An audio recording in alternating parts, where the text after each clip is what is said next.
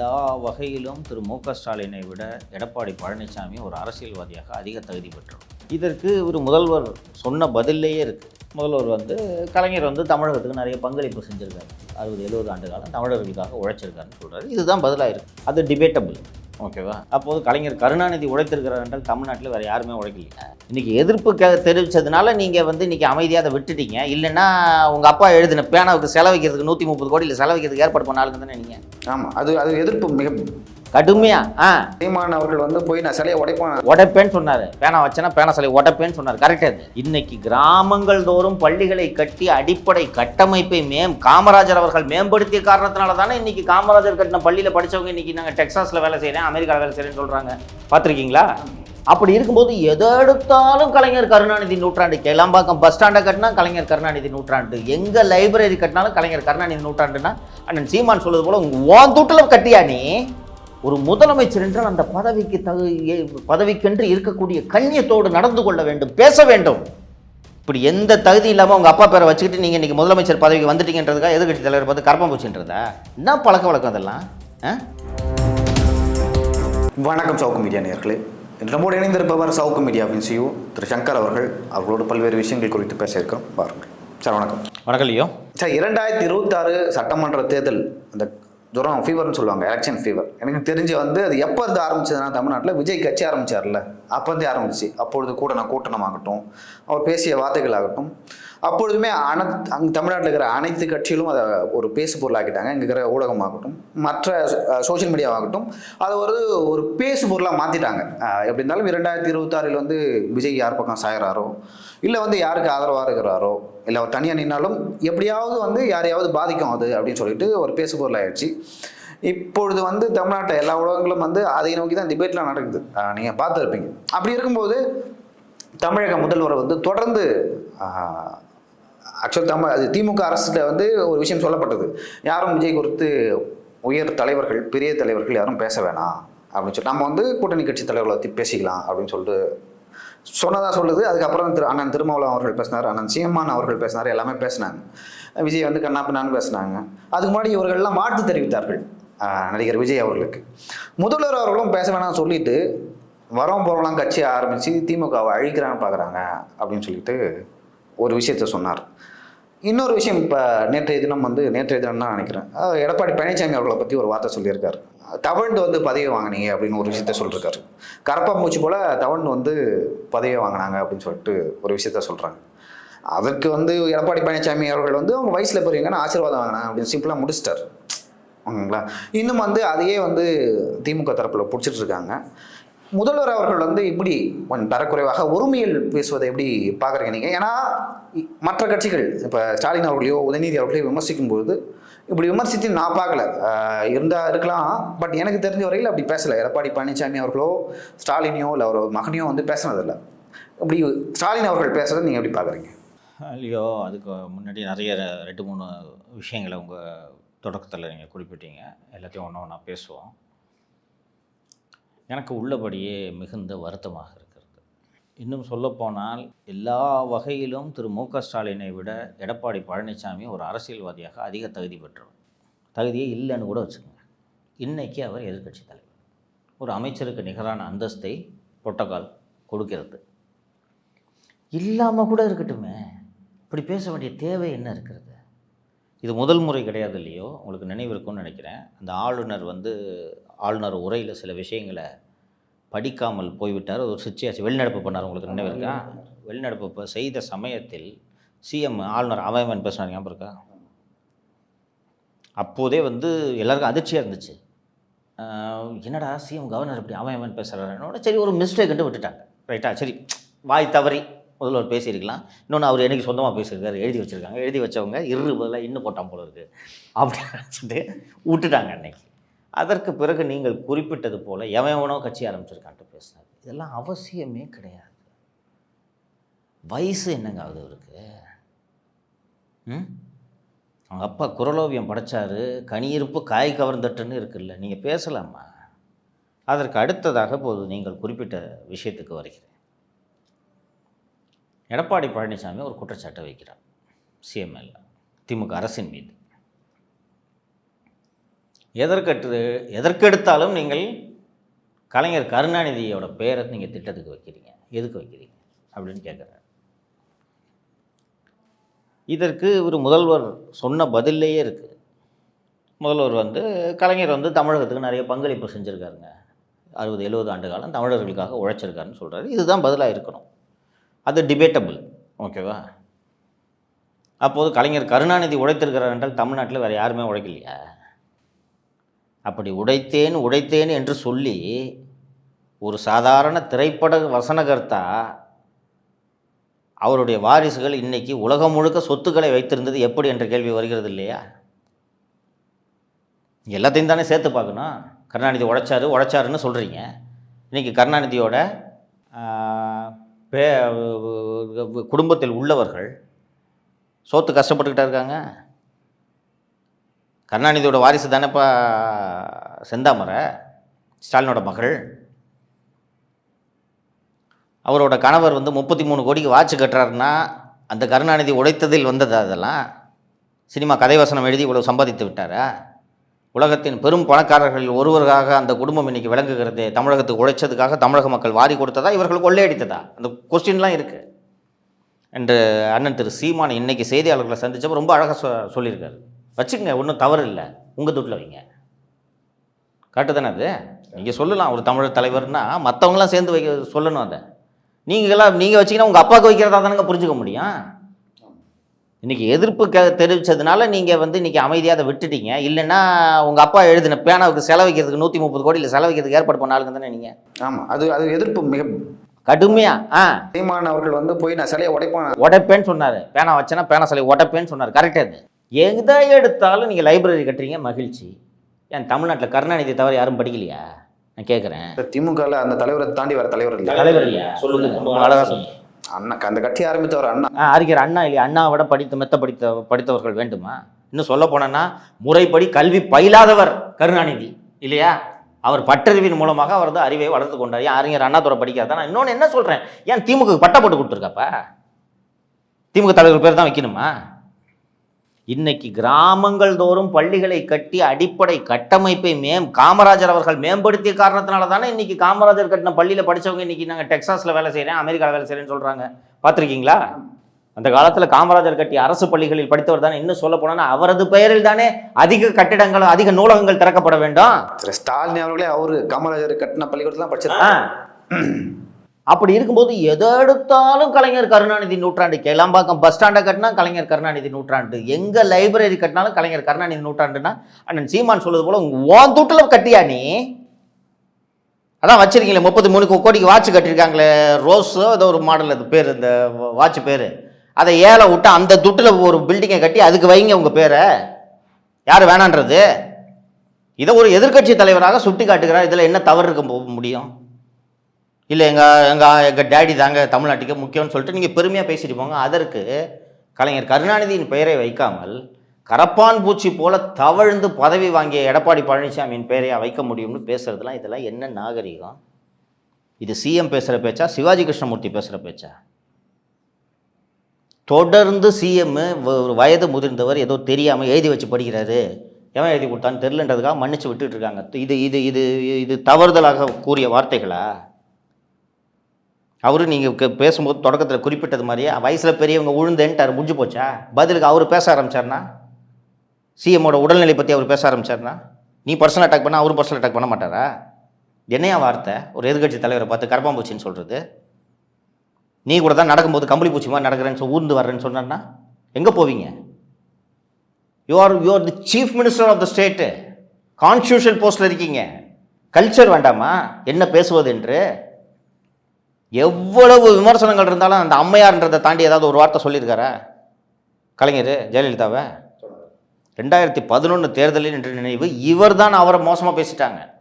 2011 தேர்தல் பிரச்சாரத்தில் முதல் பிரச்சார கூட்டத்தில்னு நினைக்கிறேன், ஒரு மூட்டை போல கருணாநிதி தூக்கி நாற்காலியில் உட்கார வைக்கிறாங்கன்னு சொல்லிட்டு ஒரு வார்த்தை சொன்னோன்னே கடும் கண்டனங்கள் எழுந்தன. ஞாபகம் இருக்கா? சொன்னோன்னே டப்புனு விட்டுச்சு அந்த அம்மா. அதுக்கப்புறம் பேசவே இல்லை. எப்போ பாரு அவமரியாதையாக பேசிக்கிட்டு, ஒரு சீஃப் மினிஸ்டர்ன்றது நினைவு துளி கூட ஸ்டாலினுக்கு இல்லைங்க. குறைந்தபட்சம் எடப்பாடி பழனிசாமி பத்திரிகையாளர்களை சந்திச்சு என்ன கேள்வி கேட்டாலும் பதில் சொல்கிறாரையா? ஒரே ஒரு ப்ரெஸ் மீட், அது மாதிரி ஓப்பன் ப்ரெஸ் மீட் வச்சிருக்காரா ஸ்டாலின் இது வரைக்கும்? நீ சொல்லு, 3 வருஷத்துல கையில் பேப்பர் இல்லாமல் அவர் சொல்கிறார்ல, துண்டு சீட்டு இல்லாமல் என்னோட விவாதிக்க தயாரான்னு கேட்குறாரு. இது அவசியமா உங்களுக்கு? பேச சொல்லுங்க, உனக்கிட்ட பதில் சொல்லுப்பா. நீங்கள் போய் நேர்காணல் எடுத்தீங்கன்னா பதில் சொல்லு. ஒரு பழமொழி முழுசா சொல்ல தெரியுமா? பூனை மேல் மதில் கேள்விப்பட்டிருக்கியா? இது மாதிரி 10 பழமொழி இருக்குது. அவர் படித்த பழமொழியோட லட்சணம்லாம் பார்த்து படிப்பதற்கு அவ்வளவு தடுமாற்றம். மனப்பாடம் பண்ணாமல் கையில் சீட்டு இல்லாமல் ஒரு 5 நிமிஷம் தொடர்ந்து ஸ்டாலினால் பேசவே முடியாது என்பது தான் வரலாறு. 100 குறைகளை உன் மேலே வச்சுக்கிட்டு என்ன வார்த்தையை பயன்படுத்துறீங்க நீங்கள் இப்படி பேசுனீங்கன்னா உங்கள் கட்சிக்காரர் என்ன எப்படி பேசுவான்? அதனால தான் இப்படி அவமரியாதையாக பேசக்கூடிய சிவாஜி கிருஷ்ணமூர்த்தி போன்றவரை நீங்கள் கட்சியில் அழைச்சு மீண்டும் அனுமதித்து அவரெல்லாம் வளர்த்து விட்டுக்கிட்டு இருக்கிறீங்க. நீங்கள் ஒரு முதலமைச்சர் என்றால் அந்த பதவிக்கென்று இருக்கக்கூடிய கண்ணியத்தோடு நடந்து கொள்ள வேண்டும், பேச வேண்டும். என்ன வார்த்தைங்க இது?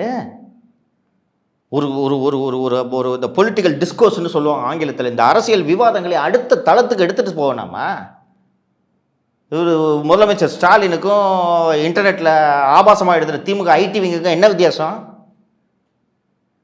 இன்னும் சொல்ல போனா திரு பழனிசாமி அவர்கள் கேட்டது நியாயம் தானே? கருணாநிதியின் மகன் என்ற தகுதி இல்லாவிட்டால் இவரால் வந்திருக்க முடியுமா? நான் சிறையிலேருந்து வெளியில் வந்தப்போ நான் சொன்னேன், உங்களுக்கு நினைவு இருக்கும், தந்தை நிழலில் வளர்ந்த போன்சாய் செடின்னு சொன்னேன் நான் ஸ்டாலினை. அரசு ஊழியர்கள் இருந்தால் கருணை அடிப்படையில் வேலை கொடுக்குற மாதிரி தான் இப்போ திமுக தலைவரானாரு. சொந்த அண்ணனோடு போட்டி போட்டால் ஜெயிக்க முடியாதுன்றதுக்காக தானே அப்பாட்ட சொல்லியிருக்கா. அந்த அண்ணனை வெளில வட்டி விட்டாரா இல்லையா?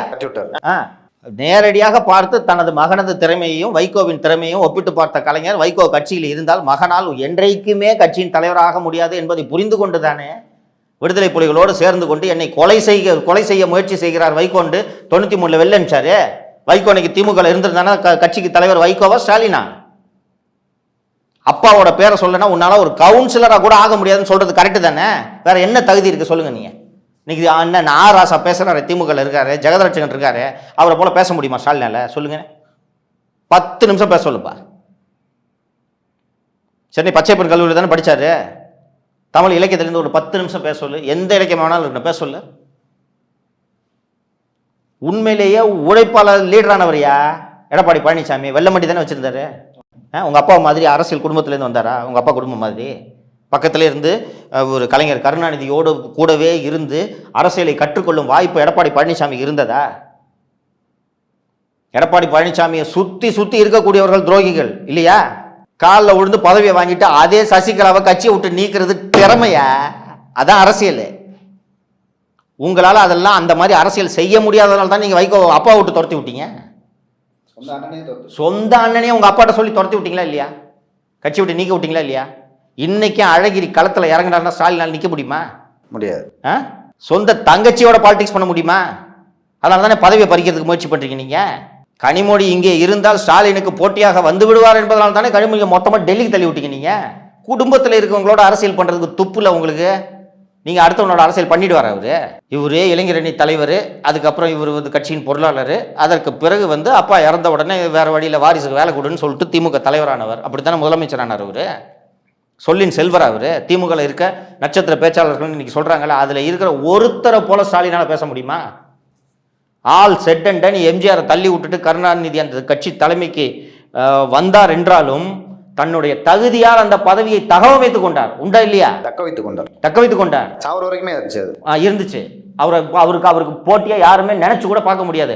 அது போல சொல்லிக்கிற மாதிரி ஒரே ஒரு தகுதியை சொல்லுங்க. நீங்க எந்த சப்ஜெக்டை கொடுத்தாலும் 1 மணி நேரம் தடையில்லாமல் பேசக்கூடியவர் கருணாநிதி. கரெக்டா? பேசுவார். திரைப்படமாகட்டும், இலக்கியமாகட்டும், அரசியலாகட்டும், எதை கொடுத்தாலும் பேசுவார். இவரால் பேச முடியுமா?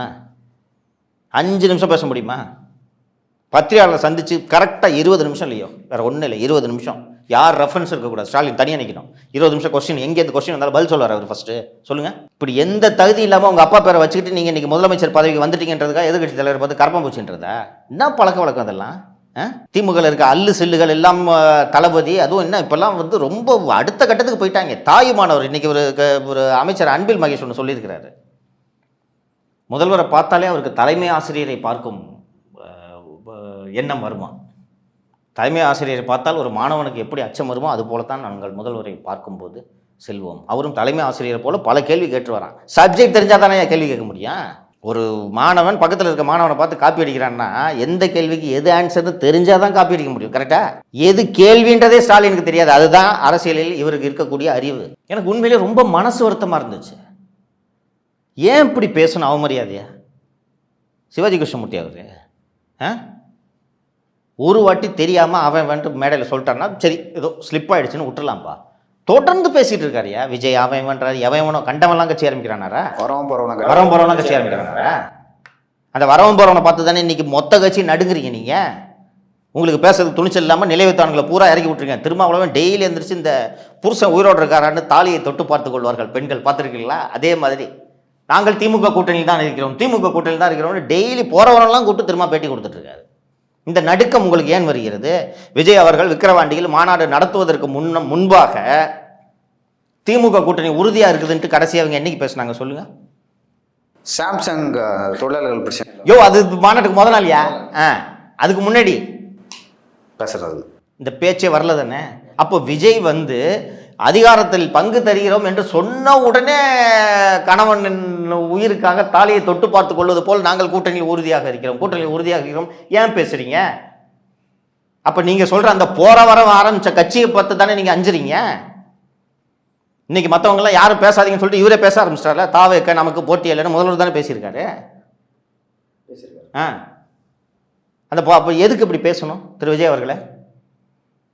இவ்வளவு வளர்ந்து அரசியலில் ஒரு மூத்த தலைவராக இருந்த திரு கருணாநிதி என்னைக்காவது யாரையாவது இப்படி பேசியிருக்காரப்ப? தனக்கு எதிராக கட்சி ஆரம்பித்து தன்னையே கடுமையாக விமர்சித்த விஜயகாந்தை தம்பி விஜயகாந்த் தான் சொல்லுவார். ஞாபகம் இருக்கா? கட்சி ஆரம்பிக்கும் போது முன்னாடி போனால் நினைக்கிறேன், உட்காந்து நினைக்கிறேன். இல்லை 2005 தீவுத்திட்டல் தான் கட்சி ஃபஸ்ட்டு பேரே அங்கே தான் டிக்ளேர் பண்ணுறாரு விஜயகாந்த். பட் அதுக்கப்புறம் 2006 யோசிச்சு 2011 யோசிச்சு பாருங்க. 16 அந்த பக்கத்து போயிட்டாரு. 16 தம்பி விஜயகாந்த் என்னைக்காவது இப்படி பேசியிருக்காரு? அவன் வேணா அவர் வாயிலிருந்து கலைஞர் வாயிலிருந்து ஒரு இது வந்திருக்காங்க. தனிப்பட்ட முறையில் நீங்கள் பேசுறது வேற. இது மேடை, பொது நிகழ்வு, எப்படி பேச வேண்டும். இந்த கண்ணியம் ஒரு முதல்வருக்கு இல்லைன்னா எதை எழுதி கொடுத்தாலும் படிக்கிறாரியா? எதை எடுத்தது? அப்போ ஆரம்பத்தில் மொத அரசியலுக்கு என்னைக்கு வந்தார் அன்னையிலேருந்து பேப்பரில் எதை எழுதி கொடுத்தாலும் படிக்கிறது. அதையும் தப்பாக படிக்கிறது. மதில் மேல் பூனைன்றது. இப்படி இருந்துக்கிட்டு அடுத்தவரை பார்த்து கரப்பாம்பூச்சி கம்பளி பூச்சின்னு பேசுறது இதெல்லாம் பொலிட்டிக்கல் டைலாக்ஸ். அதெல்லாம் துண்டு சீட்டு இல்லாமல் விவாதம் நடத்துறது கூப்பிட்றாரு, போக வேண்டியது தானே. நான் பேச தயார், நீங்கள் தான் சொல்லின் செல்வராச்சே, போங்க. நீங்கள் அவர் இன்னைக்கு அந்த பொதுச் செயலாளர் பதவிக்கு எளிதாக அந்த இடத்த ரீச் ஆகலைங்க. அவ்வளோ ஈஸியாக. ஏன் திரு பழனிசாமியை விட அதிமுகவில் வயதில் மூத்த அனுபவத்தில் மூத்த தலைவர்கள் ஏன் ஒருவரால் கூட அந்த நிலைமைக்கு வர முடியவில்லை? ஏன் பண்டுட்டி ராமச்சந்திரனால் வர முடியல? செங்கோட்டை எடப்பாடி பழனிசாமியோட மூத்தவர் தானே, ஏன் வர முடியல? செம்மலை இருக்காரு. வைத்தியலிங்கமும் எடப்பாடி பழனிசாமி ஒன்றா தானப்பா மந்திரி ஆகுறாங்க. ஏன் வைத்தியலிங்க தலை வர முடியல? 3 முறை முதல்வர். அம்மாவால் அடையாளம் காட்டப்பட்டவர். அதை விட்டுட்டீங்க நீங்கள். அம்மாவால் அடையாளம் காணப்பட்டவர். ஏன் அவரால் முடியல சொல்லுங்க? ஒரு 2017 திரு எடப்பாடி பழனிசாமி 21 வரைக்கும் சிஎம்மாக இருக்காரு. 17 அந்த பக்கம் பிஜேபி ப்ரெஷர். எப்போ வேணாலும் இன்னொன்று தர்ம யுத்தம் ஒருத்தர் நடத்திக்கிட்டு 11 எம்எல்ஏ பிச்சுக்கிட்டு போயிட்டாரு. Government minority government. பிஜேபி நான் சொல்கிறதெல்லாம் செய்யின்றாங்க. இந்த பக்கம் பன்னீர்செல்வம் எப்போ கட்சியை உடைக்கிறதுன்னு உட்காந்துருக்காரு. அந்த பக்கம் சசிகலா டீமு அவங்க ஒரு பக்கம் கட்சியை உடைக்கிறதுக்கு ட்ரை பண்ணிட்டு இருக்காங்க. டிடிவி தினகரன் ஒரு பக்கம் வழக்குகள். அதுக்கு பிறகு பிஜேபியோட கூட்டணி வச்சுருக்கோன்னு பார்த்தா நீங்கள் தான் எங்கள் தயவில் தானே கட்சி நடத்துறீங்க, ஆட்சி எங்கள் தயவில் தான் நடக்குதுன்னு 90 சீட்டு கேட்குறாங்க அசம்பிளிக்கு. அதுக்கு அதெல்லாம் பேசியிருக்கேன். நான் பேசியிருக்கேன். இல்லை, நான் ஐபிசி தமிழில் ஒர்க் பண்ணும்போது பேசியிருக்கேன். அமித்ஷா பேசினார்னு நினைக்கிறேன். ஆமாம், அமித்ஷாவோட நெகோசியேஷனில் தான்ப்பா 90 ஆரம்பித்து 19 நின்னார்ப்பா. ஒரு நெகோசியேஷன் நடத்த சொல்லு ஸ்டாலினை, கூட்டணி கட்சியோட பேச்சுவார்த்தை நடத்த சொல்லுங்க. இவங்க இந்த கூட்டணி கட்சிக்கிட்ட பேசுறதுலாம் என்ன தெரியுமா, கூட போய் சொல்கிறது என்ன தெரியுமா? திருமாவளவன் இருக்கட்டும், பாலகிருஷ்ணன் ஆகட்டும், முத்தரசன் ஆகட்டும், சிஎம் உடம்பு சரியில்லை. இப்போவும் இவர் வண்டி எப்படி ஓடுதுன்னா சிஎம் யார் பார்க்க போனாலும் சிஎம்க்கு பிடிக்காத விஷயத்த பேசாதீங்க, அவருக்கு உடம்பு சரியில்லை. இன்றைக்கி செக்ரட்டரியேட்டில் யார்கிட்ட வேணால் விசாரிச்சு பார்த்து நடக்குதா இல்லையான்னு கேள்வி. இவர் காதுக்கு இதனால் நாட்டில் என்ன நடக்குதுன்னு எந்த செய்தியும் யாரும் கொண்டு போகிறதில்ல. அதனால் இவர் இந்த ஃபோட்டோ ஷூட் நடத்துகிறார் பார்த்தல சிவகாசியில் பட்டாசு கம்பெனியில். ஒரு 2 பட்டாசு தான் வச்சிருக்காரு. ஐயோ, பட்டாசு கம்பெனிக்கு போனால் லட்சுமி வெடியை வச்சுட்டு உட்காந்துருக்கான் அவன். அதுவும் பேக் பண்ண லட்சுமி வெடியை. பட்டாசு ஆலைன்னா என்னப்பா மருந்து எடுத்து அடைக்கிறதானப்பா பட்டாசு ஆலையில் வேலை. பேக் பண்ண லட்சுமி வெடி வச்சுருக்குது பட்டாசு ஆலையா? இதெல்லாம் அவருக்காவது தெரிய வேணாமா? கூட்டு போகிறாங்களே இப்போ நீ உனக்கு சிவகாசி பக்கம் தெரியாதுப்பா, நான் விசாரித்தேன் அங்கே அந்த ஊர்க்காரங்கிட்ட அந்த மக்கள்கிட்ட விசாரித்தேன். இப்போ நீ உன்னை கூட்டு போகிறாங்க, கூட்டு போய் இது மாதிரி ஒரு ரூமு, அந்த ரூமில் 2 லட்சுமி வெடி பாக்கெட்டை வச்சுட்டு ஒருத்தர் உட்காந்துட்டு இருக்காரு. நீ போனவுடனே இது என்ன பட்டாசு ஃபேக்ட்ரி மாதிரி தெரியல, இது பட்டாசு கடை மாதிரில இருக்குது, அதுவும் 2 லட்சுமி வெடி வச்சுருக்காரு, நீ கேட்க மாட்டியா? இவர் சீஃப் மினிஸ்டர் தானே. இது என்னங்க பட்டாசு ஆளை மாதிரி தெரியலன்னு போனவொடனே கேட்கணுமா நம்ம? அவர் இதையும் ஷூட்டிங் எடுத்து ரிலீஸ் பண்ணுறது இவர் அனுமதிக்கிறது தானே? பார்க்குறவன் சிரிப்பான்னு கூட இவருக்கு தெரில தானே? சிரிக்க மாட்டாங்களாயா? இப்போ அதுவும் நின்றுட்டு கீழே அவங்க உட்காந்துருப்பாங்க, இவர் அங்கே நின்றுட்டு அப்புறம் எப்படி இருக்கீங்க? வருடந்தோறும் பட்டாசு ஆலை வெடி விபத்தில் இறக்குறார்களே, வெறும் 3 லட்ச ரூபா தர்றீங்க, கலாச்சாரம் குடிச்சா 10 லட்ச ரூபா தர்றீங்க, அதில் நீ சரி பண்ணுன்னா லட்சுமி வெடி விற்கிறவன்ட்ட போய் குறை கேட்டிங்கன்னா நீங்கள் பட்டாசு ஆலை தொழிலாளர்களின் குறைகளை தீர்த்து விட்டீர்கள் என்ற அர்த்தமா? இவருக்கு இது தெரியல, தெரியுதா? கூட கொஞ்சம் சொல்கிறாங்க, சார் ஆக்ஷன்னு சொன்ன உடனே நீங்கள் அவங்ககிட்ட குடிஞ்சு பேசணும் சார் அப்படின்னு சொன்னோன்னே அப்படியா அப்படின்னு சொல்லிட்டு ரோலிங் ஆக்ஷன்னு சொன்னோன்னே பேசிட்டு ஓகேவா ஷார்ட் ஓகேன்னு சொல்லிட்டு வந்துடுறாரு. இது மாதிரி இருக்கிறதுனால தான் ஸ்கிரிப்டை யார் என்ன எழுதி கொடுத்தாலும் படிக்கிறது கண்ணை மூடிக்கிட்டு. ஒரு அரசியலில் ஒரு ஒரு ஒரு ஒரு பண்பை உயர்த்தணும்ப்பா. வயது என்ன ஆகுது? இத்தனை வயசாகிடுச்சு உங்களுக்கு. இதுக்கு மேலே யாரும் உங்களுக்கு சொல்லிக் கொடுக்க வேண்டியதில்லை. நீங்கள் மற்றவர்களுக்கு சொல்லிக் கொடுக்க வேண்டிய நிலையில் இருக்கிறீர்கள். நீங்களே இப்படி கரப்பான் பூச்சி கம்பளி பூச்சின்னு பேசிக்கிட்டு இருந்தீங்கன்னா கூட இருக்கிற கட்சிக்காரன் என்ன பேசுவான்? பொலிட்டிக்கல் டிஸ்கோர்ஸை அடுத்த லெவலுக்கு எடுத்துகிட்டு போகிறது தான்ப்பா நல்ல தலைவருக்கு அழகு. ஒவ்வொரு மேடையிலையும் அழகாக ஏதாவது பேசி அந்த விழாவைக்கே சுவை கூட்டு போவர் தான் கலைஞர் கருணாநிதி இல்லையா? 1000 விமர்சனம் இருக்கு அவர் மேலே. அண்ணாவும் அப்படி தான். அதனால தான் அவங்க மாபெரும் தலைவர்களாக உயர்ந்து நிற்கிறார்கள். நீங்கள் பேசிய இந்த கரப்பான் பூச்சி தஞ்சாவூர் கல்வெட்டில் தான் வெட்டி வச்சுக்கிட்டு இவரும் உட்காந்துக்கணும் இங்கே இந்த உரையை. அவர் கலைஞர் பேசியவைகள் பெரும்பாலும் கலைஞர் உரைகள்னு வெளியில் வந்திருக்கு, பார்த்துருக்கேன். கலைஞரின் சட்ட உரைகள், அண்ணாவின் புத்தகம். இது புத்தகம் வெளியிட்டு நீ கம்பளி பூச்சி போல் ஊர்ந்து போனான்னு இவர் பேச அந்த புத்தகமாக வெளியிட முடியுமா? நீங்கள் எப்படி நடந்துக்கிறீங்களோ அப்படித்தான் நீங்கள் வரலாற்றில் பதிவு செய்யப்படுவீர்கள். கூட இருக்கிற 4 ஜால்ராட் கம்பெனிகள்லாம் சேர்ந்துக்கிட்டு உங்களை தலைவா நீங்கள் தான் சூப்பர் தாயுமானவர்னு சொல்கிறதுனால நீங்கள் தாயுமானவர் ஆகிவிட மாட்டீர்கள். எனக்கு ரொம்ப வருத்தமாக இருந்துச்சு. ஒரு சீஃப் மினிஸ்டர் என்ன பேசுகிறோன்னே தெரிய மாட்டேங்குது. எதை எழுதி கொடுத்தாலும் படிக்கிறது. இதே மாதிரி தான் ஃபைலையும் கையெழுத்து போடுவார்னு நினைக்கிறேன். எதை எடுத்து வச்சாலும் கையெழுத்து போட்டுறது. இப்படி தான் போஸ்டிங்ஸ் வாங்கிட்டு இருக்காங்க. அது எனக்கு தெரியும். அப்படியா? ஓகேவா? அவர் செக்ரட்டரி பார்த்துட்டாரா? இவர் பார்த்துட்டாரா? ஓகே. இப்படி தான் ஐஏஎஸ் ஐபிஎஸ் போஸ்டிங்லாம் வந்துகிட்டு இருக்கு ஒரு கவர்மெண்ட்டு. சரிங்க சார். எப்பொழுதுமே அதிமுகவை எப்படி சொல்லி அடிப்பாங்கன்னா, லைக் நீங்கள் பாஜகவோட பி டீம், பிஜேபி பின்னாடியும் அண்டர்டேக்கிங் நடக்குது அப்படின்னு சொல்லிட்டு சொல்லுவாங்க. ஆனால் எடப்பாடி பழனிசாமி திமுகவுக்கும் பாஜகவும் தான் அப்படி நடக்குது அப்படின்னு சொல்லிட்டு சொல்லுவாங்க. எப்பெல்லாம் இங்கே பக்கம் ஒரு மாதிரி அந்த ஆட்சி சரியில்லை, ஏதாவது அரசுக்கு எதிராக போராட்டம் நடந்தாவோ விமர்சனங்கள் வந்தாங்களோ இப்படி ஒன்று கிள்ளி போடுவாங்க. அந்த அதிமுக ஒன்றிணைய வேண்டும், அதிமுகவும் பாஜகவும் கூட்டணி வைக்க போகிறாங்க அப்படின்னு சொல்லிட்டு சொல்லுவாங்க. இப்போ திமுகவுக்கு எதிராக நிறைய விமர்சனங்கள் அப்படிலாம் வந்துட்டு போகுது. அப்படி இருக்கும்பொழுது அதிமுகவும் பாஜகவும் கூட்டணி வைப்பாங்க சட்டமன்ற தேர்தல்னு ஒரு பேச்சு வருது. அது ஏன் வந்தது, எதனால் வந்தது? இவங்க அதிமுக தரப்புலேருந்து எப்பயும் சொல்லிட்டாங்க, அந்த 2024 நாடாளுமன்றத்துக்கு சொல்லிட்டாங்க, 2024 இல்லை அப்படின்னு சொல்லிட்டாங்க.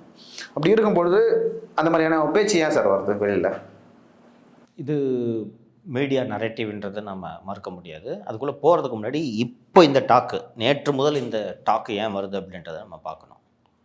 நேற்று நம்ம அந்த பேசின இந்த கரப்பாம்பூச்சின்னு சிஎம் பேசினார்ல, அதை ஒட்டி திரு பழனிசாமி அவர்கள் செய்தியாளர்களை சந்தித்த போது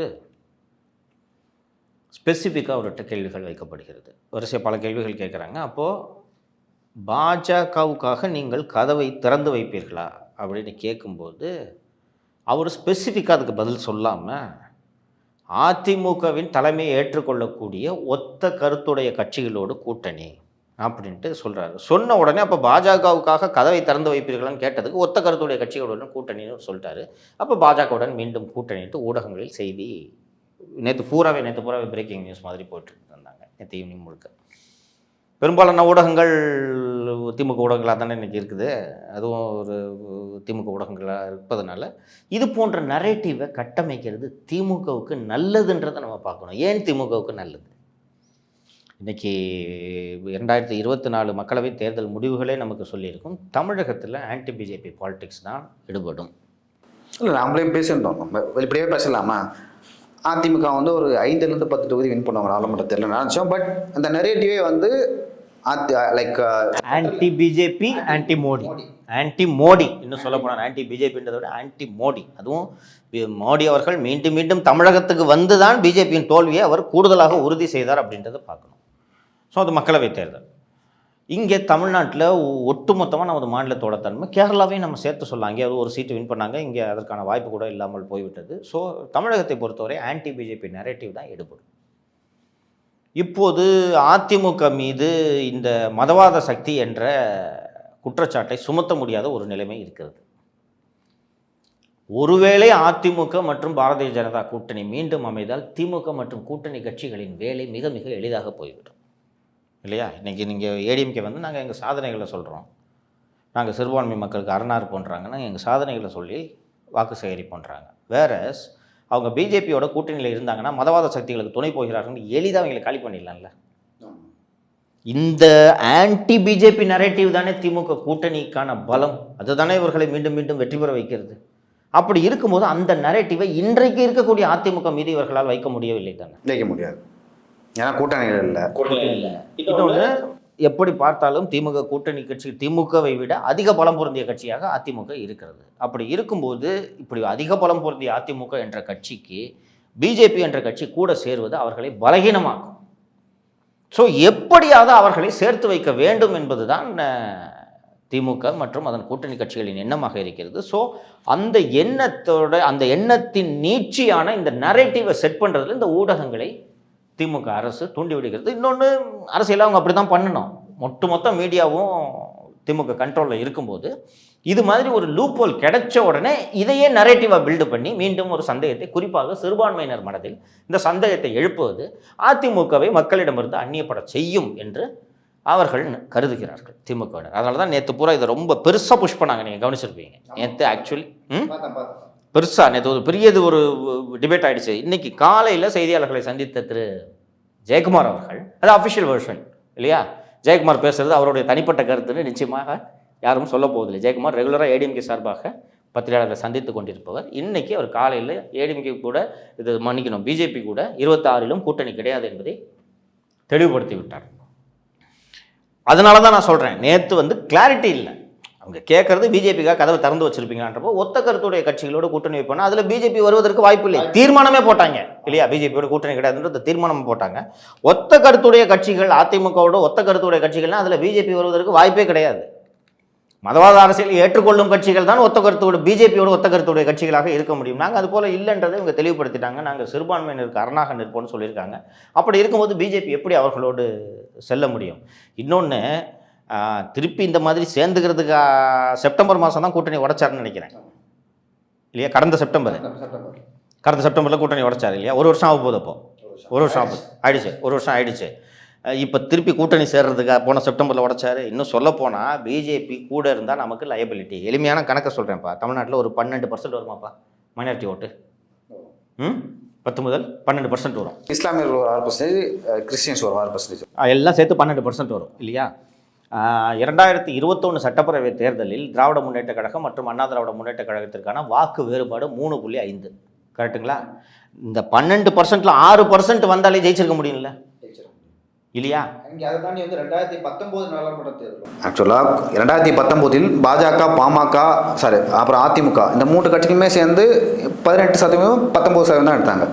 இந்த 2024 நாடாளுமன்ற தேர்தலில் அதிமுக என்ற ஒரே ஒரு கட்சியை தேமுதிக கூட பெருசாக வாக்கு 21% வாக்குகள் வந்து. அப்போ 2019 இத்தனை கட்சியை வச்சு அதிமுக வாங்கிய வாக்குகளை விட 2024 கூடுதலாக வாங்கியிருக்குன்னா கொஞ்சமாவது மைனாரிட்டி ஓட்டு வந்திருக்குன்னு அர்த்தம். ஸோ இதையெல்லாம் கணக்கு போட்டு 26 தேர்தலை மனதில் வைத்து தான் பிஜேபி இனி வேண்டாம் என்ற முடிவுக்கு வந்தாங்க, அதிமுகவினர் வந்தனர். அப்படி இருக்கும்போது திருப்பி அதுக்கு முன்னாடி பிஜேபியோட கூட்டணி அமைக்கிறதுன்றது இட் இஸ் சூசைடல்ன்றது ஏடிஎம்கேக்கு தெரியாமல் இருக்காது.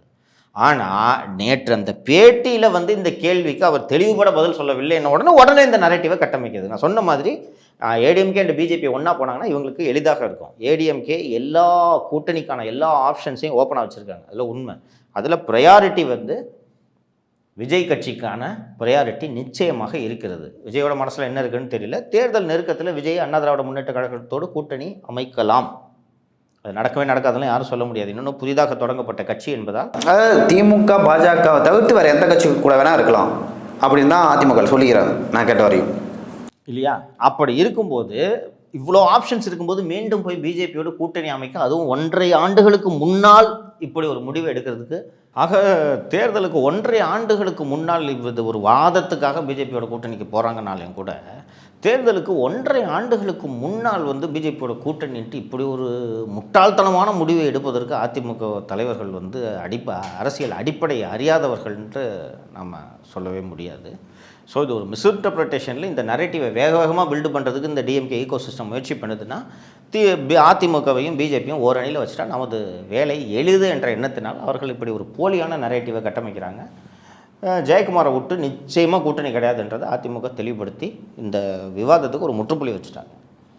சரிங்க சார். இருந்தாலுமே தொடர்ந்து அதிமுக வேணால் ஒரு விஷயம் சுற்றி வரும். சசிகலா அவர்களை இணைக்க வேண்டும், டிடிவி தினகரன், ஓபிஎஸ் அவர்களை இணைக்க வேண்டும். அதே போல் பாஜகவுடன் அதிமுக கூட்டணி வைப்பார்கள். இந்த மாதிரி நெரேட்டிவ்லாம் தொடர்ந்து வந்துக்கிட்டே இருக்கும். எடப்பாடி பழனிசாமி அவர்களே சொல்லியிருக்காரு, ஏங்க திரும்ப திரும்ப ஒரு விஷயத்தை கேட்டுருக்கேன், நான் தான் எத்தனை டைம் சொல்லியிருக்கேன் அப்படின்னு சொல்லிட்டு. ஆனால் இங்கே இருக்கிற பிரிந்து போனவர்கள்னு சொல்லாதீங்க, அவர்கள் கட்சியிலிருந்து நீக்கப்பட்டவர்கள், நாங்கள் வேணான்னு தூக்கி போட்டுட்டோம். இன்னொன்று ஒரு ஒரு ஒரு உடைந்த அணி அப்படின்ட்டு சொன்னோன்னா, எளிமையாக சொன்னோன்னா எத்தனை பொதுக்குழு உறுப்பினர்கள் இருக்காங்க, எத்தனை செயற்குழு உறுப்பினர்கள் இருக்காங்க? தொண்டர்கள் நீ ரோட்டில் போகிறவரெல்லாம் தொண்டர்கள்னு சொல்லலாம். செயற்குழு உறுப்பினர்கள் இருக்கணும், பொதுக்குழு உறுப்பினர்கள் இருக்கணும், இல்லையா? பொதுக்குழு நடந்துச்சு, நீதிமன்றம் உச்சநீதிமன்றம் வரை வழக்கு நடந்தது, இன்னும் சிவில் சூட்டு நடந்துகிட்டு இருக்கு. எடப்பாடி பழனிசாமி மொத்தம் உள்ள 1600 என்னமோ நினைக்கிறேன், 1600ல் 1500 சொச்சம் பொதுக்குழு உறுப்பினர்கள் என்னோட இருக்கிறார்கள்னு க்ளீனாக ஃபார்மில் கையெழுத்தோடு கொண்டு போய் காமிச்சிட்டு இருப்பார், கோர்ட்டில் வச்சுட்டாரு. பன்னீர்செல்வமோ சசிகலாவோ திரு தினகரன் அவர்களோ அதிமுகவின் பொதுக்குழு உறுப்பினர்களில் இத்தனை பேர் என்னோட இருக்கிறார்கள்ன்ற ஒரு லிஸ்ட் அவங்களால கொடுக்க முடிஞ்சா? இன்றைக்கி வரைக்கும் முடியல. அப்படி இருந்தப்போ பிரிந்து போனவர்கள்ன்ற இந்த பேச்சே அவசியமற்ற பேச்சு. ஆனால் நீங்கள் குறிப்பிட்டது போல் மீண்டும் இந்த நரேட்டிவை கட்டமைச்சிட்ருக்காங்க. தெரியுதா? அதிமுக வலுவாக இல்லை, சவுத்தில் என்ன பண்ணுவாங்க, உடைந்து போயிருக்கிறது, ஜெயிக்க முடியுமா, வரிசையாக தொடர் தோல்விகளை சந்தித்து கொண்டிருக்கிறார்கள். அசிஃப் அதிமுகன்ற கட்சி உடஞ்சி துண்டு துண்டாக போய் இன்றைக்கி ஆளாளுக்கு ஒரு 10 தலைவர்கள் இருக்கிற மாதிரி பேசிகிட்டு இருக்காங்க. வலுவாக அந்த கட்சி எப்பவும் போல் நடந்துக்கிட்டு தான் இருக்குது. அந்த அமைப்போட பலம் நீங்கள் ஏற்கனவே குறிப்பிட்டது போல் மக்களவை தேர்தல் முடிவுகள்லேயே கூட 1% கூடுதலாகி இருக்கிறதை ஒழிய 2019 எல்லோரும் ஒன்றாக இருந்தார்கள். அப்போ இந்த 2019 வாங்கிய வாக்குகளை விட 2024 கூட்டணி கட்சிகளும் இல்லாமல் அந்த தேர்தலை விட 1% அதிகம் வாங்கியிருக்கிறார்கள் என்றால் அதிமுக இன்னும் பலமாக இருக்குன்னு தானே அர்த்தம். ஸோ மீண்டும் இந்த நரேட்டிவை ஏடிஎம்கே வீக் இன்னும் சொல்ல போனோன்னா இந்த நரேட்டிவெல்லாம் நம்பிட்டு தான் திருமாவளவன் வேறு ஆப்ஷனே யோசிக்க மாட்டேங்கிறாரு. நான் மொத்த காலத்துக்கும் வாழ்நாள் முழுவதற்கும் நான் திமுகவுக்கு அடிமை சாசனம் எழுதி கொடுத்திருக்கிறேன், அங்கிருந்து நான் வெளியே வரமாட்டேன்னு திருமாவளவன் போன்றோர் மீண்டும் சொல்வதே கூட இந்த நரேட்டிவை அவங்க நம்பினதுனால தான் அப்படின்ட்டு தான் பார்க்கணும். உங்களுக்கு மீண்டும் கோயபல்ஸ் பிரச்சாரம் என்பது என்ன? ஒரு பொய்யை 10 முறை மீண்டும் சொல்லுங்கள். ஓகே, அதிமுக வலுவா இல்லைன்னு அதிமுக தொண்டனுக்கு கூட இந்த எண்ணம் வர்றதுக்கு வாய்ப்பு இருக்கும்ல. ஐயோ ஆமாம், நம்ம உண்மையிலே திமுக எதிர்க்கிறதுக்கு வலுவற்ற நிலையில் இருக்கிறோம் போல இருக்குது அப்படின்ற அந்த எண்ணத்தை மீண்டும் அந்த நரேட்டிவை உருவாக்கி இதுதான் உண்மை என்ற நிலையை உருவாக்குறதுக்கு இந்த டிஎம்கே ஈகோ சிஸ்டம் முயற்சி பண்ணிகிட்ருக்கு. அண்டு மீண்டும் விஜயை சீண்டுவதன் மூலமாக திமுக மற்றும் அதன் கூட்டணி கட்சிகளே அதிமுக கூட்டணியை நோக்கி விஜய் தள்ளுவதற்கான சாத்தியக்கூறுகளும் இருக்கிறது என்று நினைக்கிறேன். இன்றைக்கி இந்த சிபிஎம்மோட எக்ஸ் அஃபிஷியல் ஹேண்டிலில் சிபிஎம் மாநில மாநாட்டுக்கான ஒரு அறிவிப்பு வெளியே வந்திருக்கிறது. எங்கள் மாநாட்டுக்கு வாருங்கள், இது உழைப்பாளி மக்களின் மாநாடு, பாட்டாளிகளின் மாநாடு, வாருங்கள் அப்படின்னு சொன்னால் போதும். மற்ற தலைவர்களைப் போல எழுதி கொடுத்து பேசுபவர்கள் சிபிஎம் மாநாட்டுக்கு வரமாட்டாங்க, எங்கள் மாநாட்டுக்கு வாங்கன்ட்டு இங்கே போடுறாங்கனால யாரை குறிவைத்து என்று தெரியும். இயல்பாக பார்த்தா நீங்கள் சொல்கிறீங்க, நீங்கள் இந்த விஜய் எழுதி கொடுத்து பேசுகிறாருன்னு ஒரு வாதத்துக்கு வச்சுக்கிட்டாலும் ஸ்டாலின் என்ன சொல்லின் செல்வரா, தத்துவ ஞானி அவர், அரை மணி நேரம் எந்த சப்ஜெக்ட் கொடுத்தாலும் பேசக்கூடியவரா? இது அவருக்கும் தானே பொருந்தும். ஆனால் சிபிஎம் வேணுக்குன்னு திரு விஜய் அவர்களை வம்புக்கு எடுக்கிறாங்க. திருமாவளவன் என்ன பண்ணார்ன்றதை பார்த்துக்கிட்டு இருக்கோம். அண்ணன் திரு சீமானும் இந்த கூட்டத்தில் சேர்ந்து விட்டார் என்பது தான் எனக்கு உள்ளபடியே வருத்தம். அவரும் கடுமையாக விமர்சனம் பண்ணார். ஸோ இப்போ விஜயோட மனசில் என்ன தோணும்? எப்படியாவது இந்த திமுக கூட்டணியை தோக்கடிக்கணுன்ற எண்ணம் வருமா வராது? 2011 விஜயகாந்துக்கு இந்த எண்ணம் வந்ததா இல்லையா? கல்யாண மண்டபத்தை இடிக்கிறீங்க, இது வச்சுக்கிறேன் உனக்கு, வந்துச்சா இல்லையா? உச்சநீதிமன்றம் வரைக்கும் போனார், உங்களுக்கு நினைவு இருக்கும்னு நினைக்கிறேன். ஞாபகம் இருக்கா? இடிக்கிறியா, கவர்மெண்ட்டே இருக்காது பாரு அப்படின்னு எதிர்க்கட்சி அந்தஸ்து கூட கிடைக்காமல் செய்தார் திரு விஜயகாந்த். கரெக்டுங்களா? இந்த எண்ணம் ஏன் விஜய்க்கு வராது? ப்ராக்டிக்கலாக திங்க் பண்ணி பாருங்கள். இன்றைக்கி இந்த சிபிஎம்மோட அந்த மாநாடு அறிவிப்பை பார்த்தா இதெல்லாம் அவசியமே இல்லை, குழந்தைத்தனமாக இருக்குது. நானும் சிபிஎம் கட்சியில் இருந்தவன். அந்த சிபிஎம் மாநாட்டில் கலந்து கொள்வது உண்மையிலே பெருமை. தத்துவம் படித்த தோழர்கள் தான், படித்த தோழர்கள், மார்க்சியம் அறிந்த தோழர்கள் தான் அந்த மாநாட்டில் பேசுவார்கள்.